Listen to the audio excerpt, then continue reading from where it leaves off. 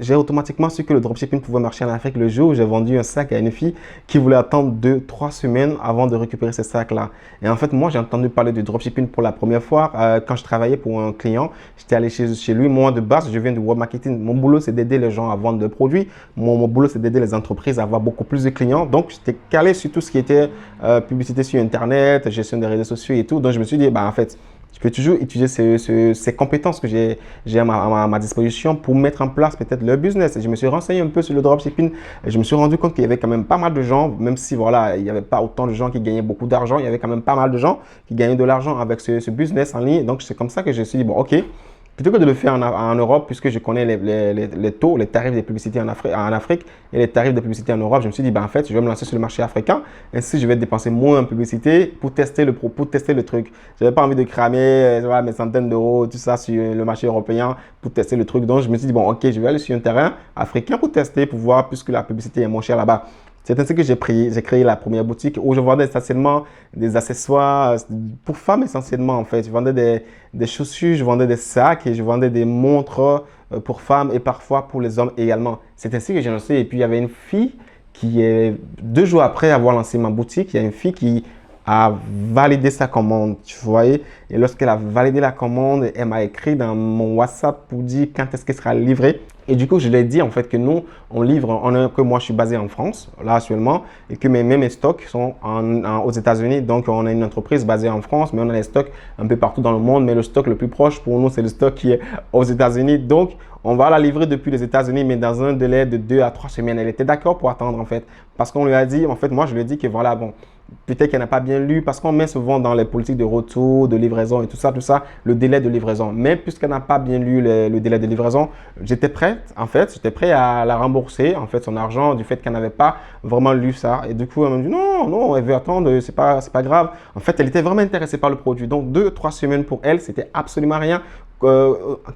En comparaison à l'attente qu'elle a du produit, en comparaison au fait qu'elle voulait vraiment avoir ce sac-là, la forme du sac. Et j'ai compris, en fait, que la grande difficulté en Afrique, certes, ça peut être de convaincre les gens, mais ça ne va pas être de vendre en fait. La vente réelle, ce n'est pas le problème, ce n'est pas l'achat. Il y a la clientèle en fait, il y a les gens qui sont prêts à acheter, mais la grande difficulté, ça va être de gagner la confiance des gens. Et je me suis dit, il faut que je travaille une bonne stratégie de service client, que je travaille vraiment les paroles que je sors de la bouche, comment je traite avec les gens. Donc, j'ai systématiquement mis devant ma stratégie, c'était que voilà, tu n'es pas satisfait du colis, on te rembourse.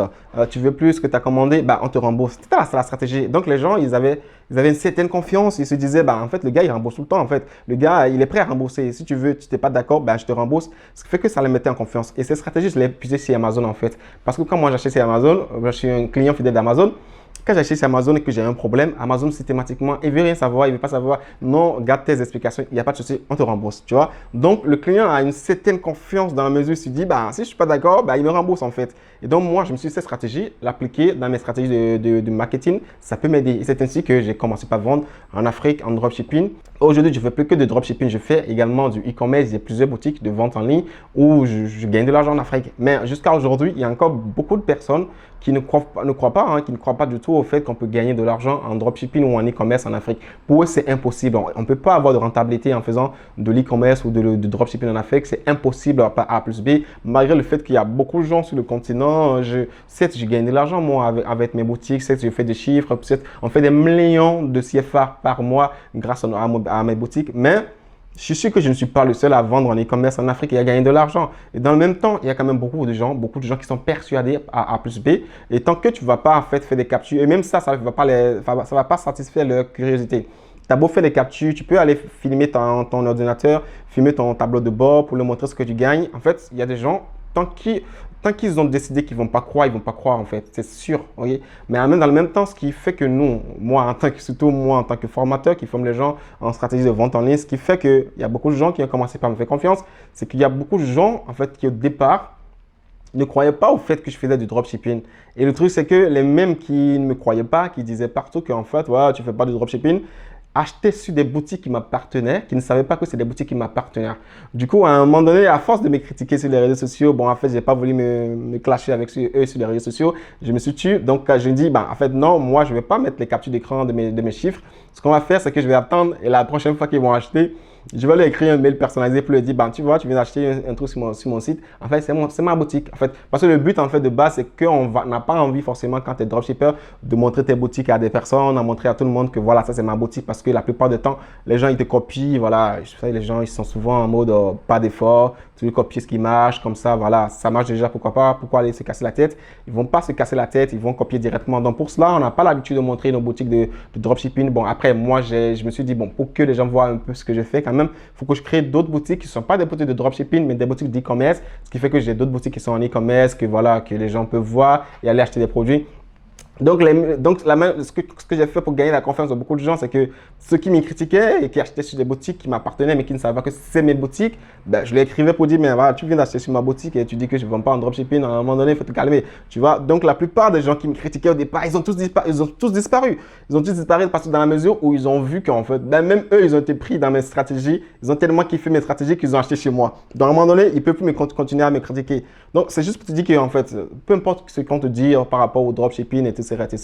Le dropshipping marche en Europe, ça marche également en Afrique. C'est vrai qu'en Afrique, ça peut être beaucoup plus compliqué si tu n'as pas les bonnes stratégies, si tu n'as pas vraiment de l'intelligence, un sang-froid, faut être carré en fait, il faut être beaucoup rigoureux. En Afrique, il faut être parce que voilà, en Europe, lorsque les gens voient une publicité passer, un produit qui les intéresse, bon, la plupart du temps, soit ils disent non, ça ne m'intéresse pas, je lâche l'affaire, soit il va cliquer et acheter le produit. En Afrique, au-delà du fait que le produit les intéresse, ils veulent savoir ils veulent être sûrs qu'ils vont recevoir le produit. Donc, il y aura une série de questions qui vont être posées dans ta messagerie, etc. Il faut gérer, il faut savoir, faut avoir les bons mots pour mettre le client en confiance. Et c'est sur ça que moi, je gagne de l'argent. C'est la fidélisation de mes clients, c'est la mise en confiance dans le fait qu'ils sachent à un moment donné que le gars qui est derrière, en fait, il fait du bon boulot et sûrement, je vais recevoir mon colis. Et après, il y a la bouche à oreille, les gens qu'on paye, en fait, à qui on donne des codes promo pour qu'ils parlent de nous un peu partout. Donc, ça fait que, en fait, aujourd'hui, je me dis, il faut se concentrer sur son business. Quand tu lances un business,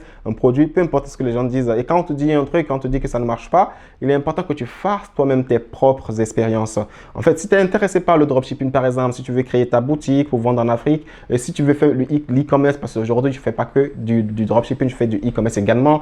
J'ai de vrais stocks et je vends dans des pays comme la Côte d'Ivoire, le Togo, le Bénin, le Cameroun. Je vends dans plusieurs pays. Donc, si tu veux faire du dropshipping ou du e-commerce, pour ceux qui sont intéressés, ceux qui ont de l'argent pour faire du stock, j'ai lancé la mise à jour de ma formation. J'avais créé une formation de dropshipping il y a environ 1 an que j'ai mise à jour actuellement. Si tu es intéressé par cette formation, actuellement c'est à 300 euros. 300 euros, je ne sais pas, ça doit faire à peu près 300 euros fois 655. Donc, ça doit faire à peu près 200 000 et quelques. J'ai lancé une formation qui va coûter 300 euros. Mais pour le lancement, pour le pré-lancement, je vais faire une promotion. Par contre, je vais quand même faire un test d'adhésion à toutes les personnes qui sont intéressées. Donc, si tu es intéressé, tu vas t'inscrire au formulaire. Voilà, j'ai mis un lien dans la publication. Inscris-toi au formulaire, tu vas passer un test. Et si tu passes le test et que tu réussis au test, je t'offre une promotion de 40% sur le tarif normal. Donc, tu auras une promotion de 40% sur les 300 euros de la formation. Si tu es intéressé, inscris-toi et puis on se retrouve de l'autre côté. Et n'oublie pas une chose, tout ce que tu n'as pas essayé et échoué, ne prends pas ce que les autres disent comme des paroles d'évangile. Il faut que tu te fasses toi-même tes propres preuves, tes propres exemples, tes propres tests pour voir si ça marche réellement pour toi ou pas. Parce que certaines personnes sont des gens qui ne sont pas déterminés, qui vont faire des choses en une fois et vont échouer et dire finalement que ça ne marche pas, alors qu'il fallait mettre un peu plus de détermination et aller jusqu'au bout. Sur ce, je te dis à la prochaine. Ciao, ciao. C'était moi.